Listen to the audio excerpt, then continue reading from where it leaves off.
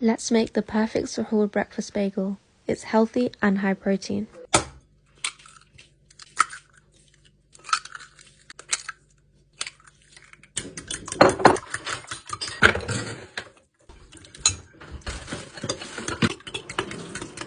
This mixture makes 5 bagels using 5 eggs, 2 tomatoes and 1 red onion. The sauce is 2 parts mayonnaise, 1 part hot sauce, Moroccan seasoning and black pepper.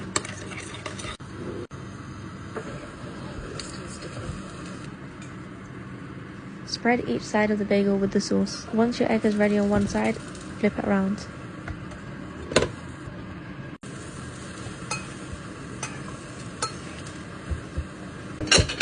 Add spinach to your bagel before adding a piece of the omelette. Grated cheese and then grill to make extra fine.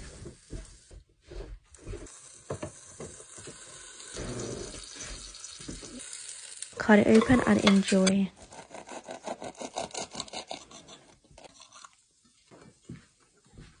That filling is just immaculate.